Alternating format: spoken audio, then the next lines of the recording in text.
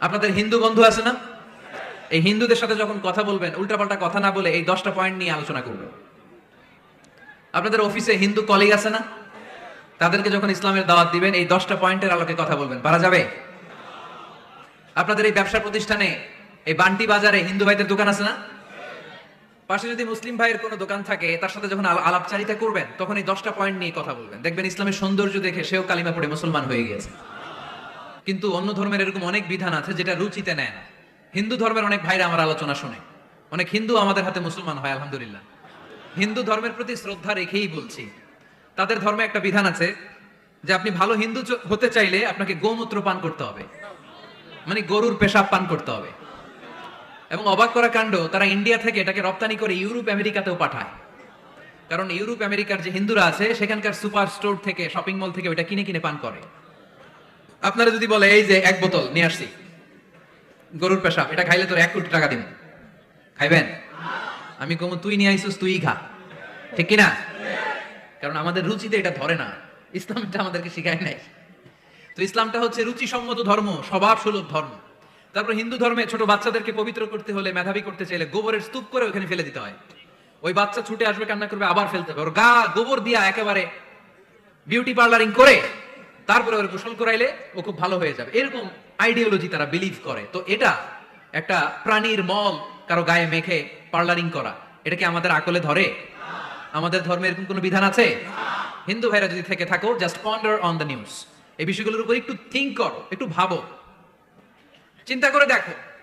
ইসলাম হচ্ছে দ্বীনুল ফিতরা, স্বভাব সুলভ ধর্ম। এখানে মনে মানে না এরকম কোনো বিধান আল্লাহ দেয়। হিন্দু ধর্মে একটা নিয়ম আছে, শুধু ব্রাহ্মণরাই বেদ, রামায়ণ, মহাভারত এগুলো ধরতে পারবে, নিম্ন বর্ণের হিন্দুরা ধরতে পারবে না। আমাদের ইসলামে এগুলো আছে। কোরআন শুধু আমরাই ধরতে পারবো, আপনারা পারবেন না। অনেকে এরকম বলে যে আলেমরা কোরআন ধরবে, অন্যরা ধরতে পারবে। যে বৈশিষ্ট্যগুলো থাকার কারণে গোটা বিশ্বে মুসলমানেরা নির্যাতিত হওয়ার পরেও ইসলামের জয় জয়কার, সেই 10টা বৈশিষ্ট্যের প্রথম বৈশিষ্ট্যের নাম হচ্ছে আর রাব্বানিয়া।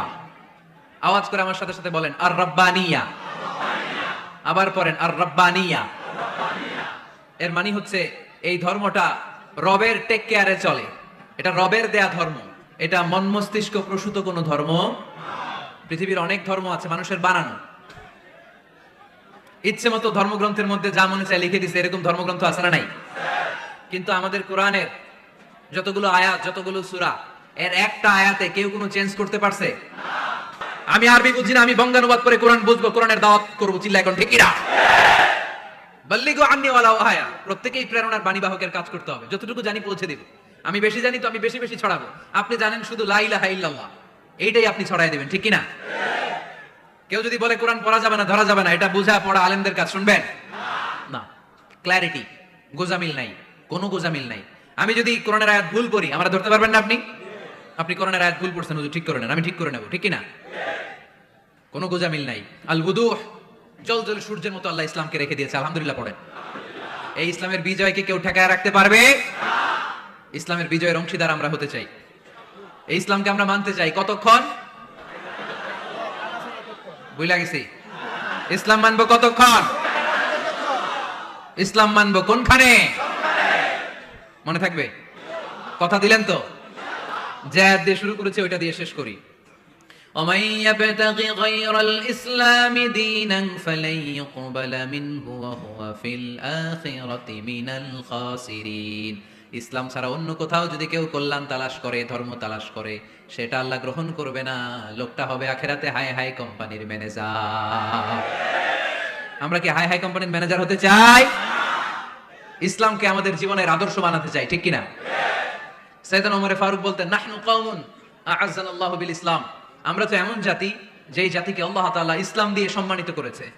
ফাইন ইবতাগাইনাল ইজ্জাতা বিগাইরিহি আযাল্লানাল্লাহ। ইসলাম রেখে দিয়ে কেউ যদি অন্য কোথাও সম্মান তালাশ করে, তাকে অপদস্থ করে ছাড়বে কে? আল্লাহ। এজন্য আমাদের সম্মান কোথায়? আমরা মুসলমান, এটা বলতে কি আপনাদের লজ্জা লাগে? পৃথিবীর যেই কোনো দেশে যাই, হিন্দুদের রাজ্যে যাই, বৌদ্ধদের রাজ্যে যাই, যেই কোনো ইমিগ্রেশনে দাঁড়াই না কেন, চিৎকার করে বলবো আমি মুসলমান, জোরে কোন ঠিক কিনা? We are proud of Islam. ইসলাম আমার অহংকার, ইসলাম আমার গর্ব, ইসলাম আমার আল্লাহর দেয়া ধর্ম। এজন্য ইসলামের বিজয়কে কেউ ঠেকিয়ে রাখতে পারবে? আমি প্রায় উদাহরণ দিয়ে, উপমা দিয়ে বলি, ইসলাম হচ্ছে চারা বীজের মতো। চারা বীজ মাটিতে ঢুকিয়ে দিলে এটা উপরের দিকে ওঠে।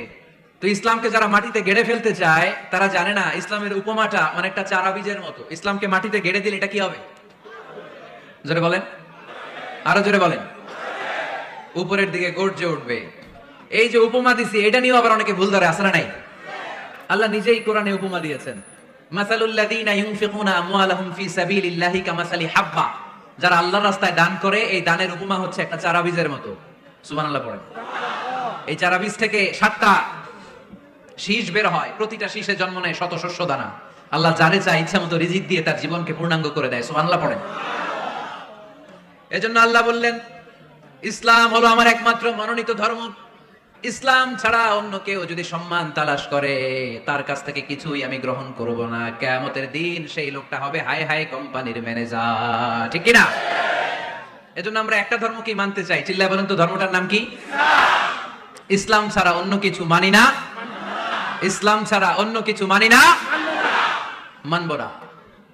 বিষ্ণু ঈসা ইসলাম বলেছেন, এই ইসলামের বিজয়কে কেউ ঠেকিয়ে রাখতে পারবে না। তার কারণ, ইন্নাল্লাহা যাওয়ালি আল আরদা, নিশ্চয় আল্লাহ তাআলা এই জমিনটাকে আমার জন্য সংকুচিত করে ছোট করে দেখিয়েছে। ফারাআইতু মাশারিকাহা ওয়া মাগারিবাহা, আমি এই পৃথিবীর ডানে বায়ে সামনে পেছনে সবটা দেখেছি। আর আমার চোখ যতদূর পৃথিবী দেখেছে ততদূর জায়গায় আল্লাহ আল্লাহু আকবারের ধ্বনিকে পৌঁছে দিবে। তাই এই ইসলামের বিজয়কে কেউ থামাতে পারবে না। গোটা বিশ্বব্যাপী আজ ইসলামের জয় জয়কার। কালিমা পড়ে অন্যান্য ধর্মের লোকেরা আজ মুসলমান হয়ে যাচ্ছে, ঠিক কিনা?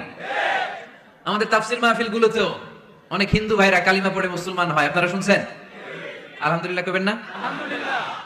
গোটা বিশ্বের